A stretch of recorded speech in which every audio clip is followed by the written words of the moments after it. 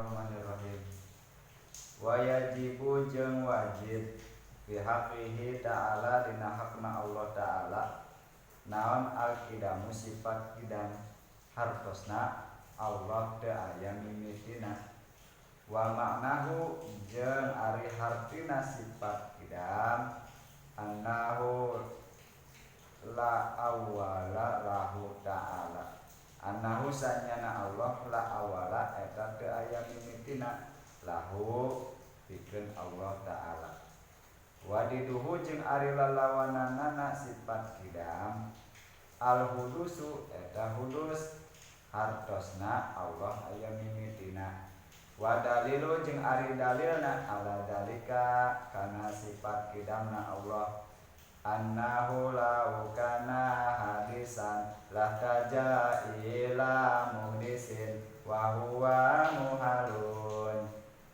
Annahu sanyana Allah lau kana lamun kabuktian Allah hadisan eta anu anyar lahtaja maka yakin butuh Allah ila muhdisin kanu nganyarkeun wa huwa jeung ari Allah anyar muhalun eta teh mustahil. Taya wajib dina hakna Allah kasipatan ku sifat qidam hartosna Allah teu aya mimitina.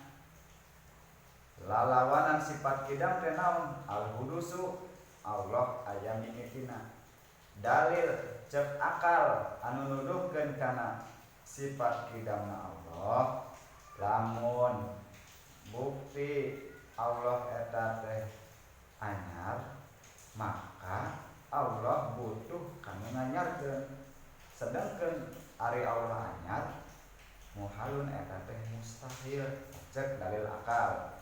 Dalil Qur'ana kumaha wal awalu wal akhiru wal dhahiru wal batin.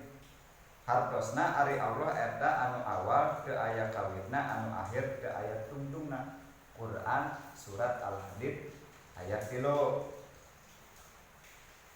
Ari sifat qidam eta kabagi 3.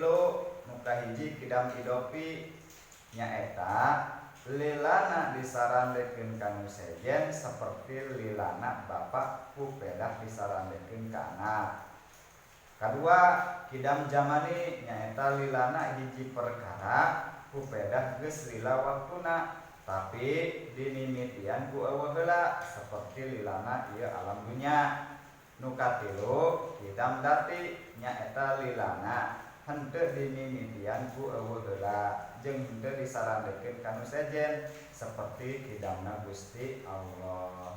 Sifat qidam nyabut kana makulat mata. Gunana sifat qidam nyaeta pikeun ngaleungitkeun pertanyaan iraha ayana Gusti Allah titik.